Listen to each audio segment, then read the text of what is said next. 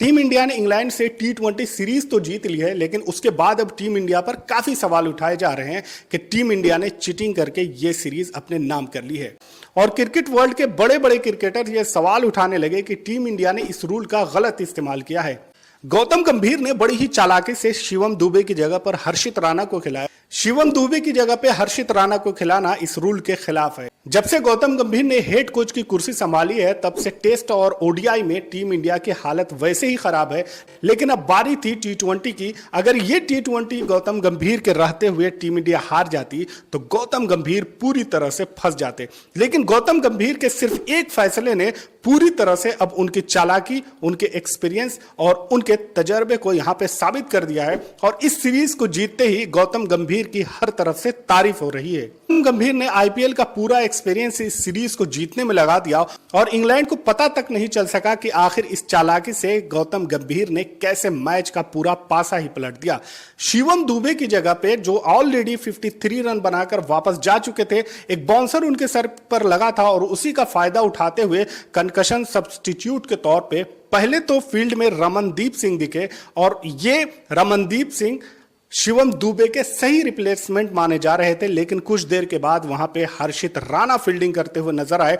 पहले तो हर्षित राणा ने एक जबरदस्त कैच लिया बटलर का और उसके बाद जब बॉलिंग करने आए तो 33 रन देकर 3 जबरदस्त विकेट निकाले। क्रिकेट में ऐसे बहुत सारे रूल हैं जिसका इस्तेमाल जब अचानक होता है तो पूरी तरह से खलबली मच जाती है और ज्यादातर लोगों को यह लगता है कि यहां पर बेईमानी की गई है, चीटिंग की गई है और उस पर काफी कंट्रोवर्सी होती है।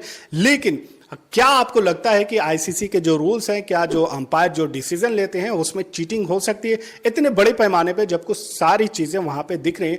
इंडिया ने इस रूल का इस्तेमाल इससे पहले भी 2020 में किया है ऑस्ट्रेलिया के खिलाफ, जब जडेजा को चोट लगी थी और जबरदस्त बल्लेबाजी करते हुए वो बाहर गए थे और उसके बाद दूसरी इनिंग में उनके रिप्लेसमेंट के तौर पर चहल को लाया गया था।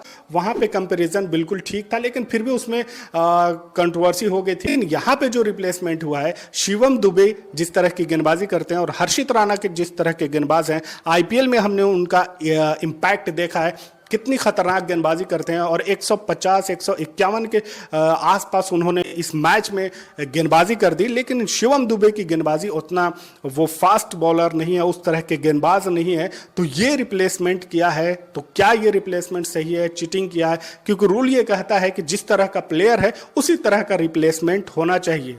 लेकिन इंडिया ने इस मैच को जीत लिया। अब रूल के बारे में डिस्कशन बाद में होती रहेगी कि ये सही किया नहीं किया। कुछ रूल होते हैं जो ज्यादा डिटेल उसमें नहीं होती है, लेकिन उसी का फायदा उठाकर टीमें अपना इस्तेमाल कर लेती हैं। जैसे इससे पहले आपको याद होगा कि श्रीलंका और बांग्लादेश के खिलाफ जब मैच हो रहा था तो एंजेलो मैथ्यूज आए थे और शकीब अल हसन ने टाइम आउट की वजह से उनको बाहर कर दिया गया था और उसमें बांग्लादेश को जीत मिली थी। एक बल्लेबाज के आउट होने के बाद जो दूसरा बल्लेबाज आता है तो वहां पे आईसीसी का रूल कहता है कि अगर 2 मिनट के अंदर वो बल्लेबाज नहीं खेलता है तो उसे आउट करार दिया जाएगा। ये रूल है और ये रूल ज्यादातर लोगों को नहीं पता था। जाहिर सी बात है, अगर वो इंसिडेंट नहीं होता तो शायद वो उस रूल का भी पता नहीं चलता। लेकिन शकीब अल हसन ने वहां पे उस रूल का इस्तेमाल किया और उसके बाद अंपायर ने उन्हें आउट भी दिया था, जिसकी वजह से काफी कंट्रोवर्सी भी हुई थी। लेकिन अगर वहां पे देखा जाए रूल के हिसाब से तो शकीब अल हसन ने सही रूल का इस्तेमाल किया। आईसीसी को भी उस पर कोई ऑब्जेक्शन नहीं था, वहां पे आउट करार दिया गया। इसी तरह की एक कंट्रोवर्सी 2019 वर्ल्ड कप में हुई थी जब इंग्लैंड और न्यूजीलैंड फाइनल खेल रहे थे। ऐसे में यहां पे जब दोनों का स्कोर बराबर हो गया था तो सुपर ओवर कराएगा और सुपर ओवर में न्यूजीलैंड ने 15 रनों का स्कोर किया था। लेकिन जब लास्ट में इंग्लैंड ने भी वो 15 रन स्कोर कर लिया, लेकिन वो 15 रन इस तरह आए थे, वहां पे बेन स्टोक रन लेने के लिए दौड़ रहे थे और क्रीज से पहले वो गेंद उनके बल्ले में टच होकर बाउंड्री के बाहर चली गई थी और वहां पर भी उन्होंने 1 रन ले लिया था और 4 रन उन्हें बाउंड्री के मिले। अगर वो 4 रन नहीं मिलते तो न्यूजीलैंड आसानी से वो फाइनल जीत सकता था। लेकिन स्कोर अब बराबर हो चुका था। रूल ये कहता है कि अगर बल्ले से लगकर गेंद बाहर जाती है तो जाहिर सी बात है 4 रन मिलेंगे और 1 रन बल्लेबाज वहां पर दौड़ कर लिया था तो वो रन भी काउंट हो गए। तो बदकिस्मती थी न्यूजीलैंड की, तो पहले स्कोर किया वो बराबर हुआ, फिर सुपर ओवर आया वो बराबर हो चुका था। तो अब यहां पे कैसे फैसला किया जाए? तो फैसला ये किया कि जो टीम ज्यादा बाउंड्री जिस टीम ने लगाया है उसे जीत वहां पे मिल जाएगी। ज्यादा बाउंड्री होने की वजह से वहां पर इंग्लैंड को जीत दी गई थी। अब आप सोचिए कि फाइनल मैच हो और ज़बरदस्त परफॉर्मेंस करने के बावजूद बाउंड्री के हिसाब से वहाँ पर किसी टीम को जीत दी जा रही है, वो भी वर्ल्ड कप के फाइनल में, तो जाहिर सी बात है ये रूल है और रूल को फॉलो किया गया और उस हिसाब से जीत दी गई। लेकिन कंट्रोवर्सी वहाँ पे बेन स्टोक को लेकर हो गई थी कि बेन स्टोक के बैट से लगा, अब वो जानबूझकर उन्होंने लगाया या गलती से लगा वो अलग चीज़ है, लेकिन वो बाउंड्री चली गई। अगर बाउंड्री नहीं जाती तो न्यूजीलैंड वहीं पे वो मैच जीत सकता था। इसी तरह से T20 वर्ल्ड कप 2022 में इंडिया और पाकिस्तान के बीच जब मैच चल रहा था तो उसमें भी एक कंट्रोवर्सी आई जब 3 बॉल पे 13 रन इंडिया को जीत के लिए चाहिए थे। विराट कोहली वहां पे बल्लेबाजी कर रहे थे, जबरदस्त बल्लेबाजी की थी, लेकिन उस मैच में पाकिस्तान जबरदस्त तरीके से गेंदबाजी करते हुए पूरी तरह से मैच अपने पकड़ उसमें मजबूत किए हुआ था। लेकिन सिर्फ एक उम्मीद थे वहां पे विराट कोहली, और विराट कोहली ने 82 रनों की पारी खेली थी। लास्ट में सिचुएशन ये हुई कि 3 गेंदों में इंडिया को 13 रन की जरूरत थी। नवाज वहां पे गेंदबाजी कर रहे थे, विराट कोहली स्ट्राइक पे थे। जब जैसे ही नवाज ने वहां पे गेंद फेंकी वो नो बॉल हो गए और उसे विराट कोहली ने 6 मार दिया और 3 गेंदें अभी भी बची हुई थी। तो उसके बाद इस पे भी बवाल हुआ, इस पे भी कंट्रोवर्सी हुई कि वो नो बॉल है नहीं है, विराट कोहली आगे आकर खेल रहे थे, उस पे भी काफी बवाल हुआ। लेकिन असल कंट्रोवर्सी शुरू होती है उसके बाद कि अगली गेंद जब नवाज करते हैं तो वो वाइड बॉल हो जाती है। इससे पहले वाली बॉल नो बॉल थी, उस पर छक्का लगा, तो अब फ्री हिट फेंका, फ्री हिट वाली जो बॉल थी वो वाइड हो गई, तो फ्री हिट अभी भी बाकी है। 1 रन इंडिया के खाते में और जुड़ गया। अब उसके बाद जैसे ही अगली गेंद नवाज ने की, विराट कोहली वहां पे बोल्ड हो गए, और बोल्ड हुए तो गेंद लग के सीधा बाउंड्री की तरफ जा रही थी और बाउंड्री की तरफ चली गई। इसी बीच विराट कोहली और कार्तिक ने 3 रन ले लिए थे, तो वो 3 रन ले लिए, वो 3 रन और टीम इंडिया के खाते में जुड़ गया और वो फ्री हिट थी। तो अभी भी 2 गेंदें बची हुई थी।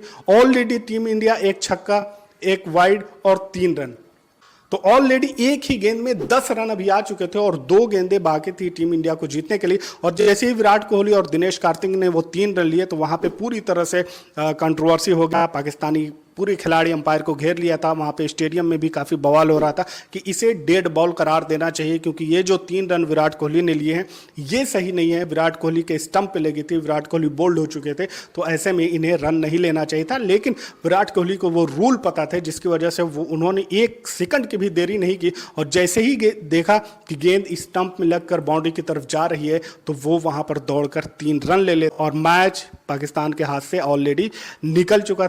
तो ये सारी कंट्रोवर्सी इस तरह से होती हैं, तो उसके बाद फिर इस रूल पे बातें होती हैं। लेकिन बहुत सारे डिसीजन ऐसे होते हैं एम्पायर के जो बाद में वो माफ़ी मांगते हैं या उनका कहना होता है कि ये डिसीजन गलत था। ये बाद ये कंट्रोवर्सी उठी है कि कंकशन सब्स्टिट्यूट क्या होता है और किस तरह से इसका इस्तेमाल किया गया। क्या इस रूल का सही इस्तेमाल गौतम गंभीर ने किया या नहीं किया? क्या इंडिया ने इस रूल का गलत इस्तेमाल करते हुए चीटिंग की और इंग्लैंड इस सीरीज को भी हार गया, क्योंकि शिवम दुबे की जगह पे हर्षित राणा को लाया गया। इस तरह के रूल जनरली हम आईपीएल में देखते हैं इंपैक्ट प्लेयर के तौर पे, लेकिन इंटरनेशनल क्रिकेट में इस तरह की चीजें बहुत कम देखने को मिलती है। लेकिन गौतम गंभीर ने यह साबित कर दिया कि वो T20 के जबरदस्त और मंझे हुए खिलाड़ी हैं। जब एक टाइम पे ये लग रहा था कि पूरी तरह से इंग्लैंड इस सीरीज में मजबूत पोजीशन में आ रही है, पिछला मैच उन्होंने इंडिया को हरा दिया था और इस मैच में भी जबरदस्त गेंदबाजी की थी, लेकिन शिवम दुबे की 53 रन और हार्दिक पांड्या के 53 रनों की पारी ने इंडिया को बचाया, 181 रनों के स्कोर तक पहुंचे। जब हर्षित राणा सब्स्टिट्यूट के तौर पे आ रहे थे तो इंग्लैंड को यह उम्मीद नहीं थी कि ये वो खिलाड़ी जो अभी तक इंडिया के लिए एक भी मैच नहीं खेला है, आधे मैच में उसको डेब्यू कराया जा रहा है, तो ये ऐसी परफॉर्मेंस नहीं कर सकता, क्योंकि ऑलरेडी पिछले मैच में जबरदस्त परफॉर्मेंस करके, जबरदस्त बल्लेबाजी करके इंग्लैंड ने इंडिया को हराया था।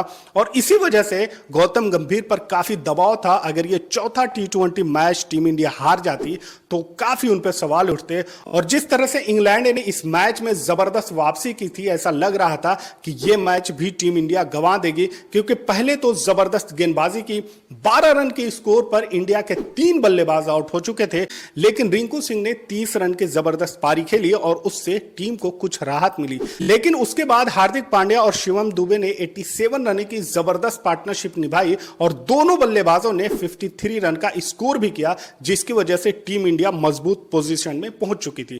और जब इंग्लैंड इंग्लैंड 181 रनों का पीछा करने उतरी तो जबरदस्त ओपनिंग पारी देखने को मिली और पहला विकेट 62 के स्कोर पर गिरा। और जिस तरह से बेन डकेट और फिल सॉल्ट बल्लेबाजी कर रहे थे उससे कोई भी गेंदबाज अपना इंपैक्ट नहीं छोड़ पा रहा था और लग रहा था कि आज ये मैच इंग्लैंड जीत जाएगी और फिर से 5वें मैच में टीम इंडिया को कोशिश करनी होगी सीरीज जीतने की। हर्षित राणा पहले तो जोस बटलर का जबरदस्त कैच लेते हैं और वहीं से फिर इंग्लैंड की हार की शुरुआत हो जाती है। उसके बाद जब गेंदबाजी करने आते हैं तो जबरदस्त 3 विकेट निकालते हैं। अभी तक ये मामला सबको नॉर्मल लग रहा था और इंग्लैंड को भी उम्मीद नहीं थी कि वो गेंदबाज जो अभी आया है वो इस तरह का इंपैक्ट छोड़ पाएगा। लेकिन मैच हारने के बाद इंग्लैंड को एहसास हुआ कि हर्षित राणा ने उन्हें कितना नुकसान पहुंचाया और मैच हारने के बाद फिर जोस बटलर ने बयान दिया कि ये जो डिसीजन है इंडिया का, ये डिसीजन सही नहीं है, क्योंकि रूल ये कहता है कि जिस तरह का खिलाड़ी है उसी तरह के खिलाड़ी का सब्स्टिट्यूट मिलना चाहिए। यहां पे हर्षित राणा फास्ट गेंदबाज हैं, वो ऑलराउंडर भी नहीं है और शिवम दुबे ऑलराउंडर हैं, लेकिन जिस तरह से वो गेंदबाजी करते हैं उनकी गेंदबाजी उस तरह की नहीं है। लेकिन हर्षित राणा जबरदस्त फास्ट बॉलर हैं, उसका इंपैक्ट हम आईपीएल में देख चुके हैं कि कितनी खतरनाक गेंदबाजी करते हैं।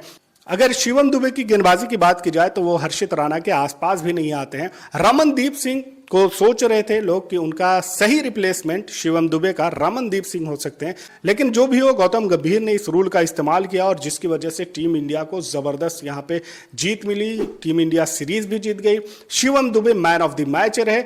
हर्षित राणा और दूसरे गेंदबाजों की बदौलत यहां पे टीम इंडिया ने जबरदस्त मैच अपने नाम कर लिया। गौतम गंभीर ने ज़बरदस्त वहाँ पे चतुराई की, ज़बरदस्त फैसला लिया, ज़बरदस्त डिसीजन लिया और उसके बाद यहाँ पे इंग्लैंड को इस मैच में हराया है। और गौतम गंभीर की भी इज्जत बच गई कि वो T20 सीरीज़ जीतने में कामयाब हुए, वरना जिस सीरीज़ में भी वो रह रहे थे वो सीरीज़ टीम इंडिया हार जा रही थी। तो अब यहाँ से T20 में गौतम गंभीर ने अपनी बादशाहत साबित कर दी है कि वो इस गेम के ज़बरदस्त खिलाड़ी हैं। इस कंट्रोवर्सी में कौन सी कंट्रोवर्सी आपको सबसे ज्यादा अच्छी लगी या इस रूल के बारे में आप क्या कहना चाहते हैं, जरूर कमेंट करें। मिलते हैं अगले वीडियो में, तब तक के लिए आप अपना ख्याल रखें। Thank for watching.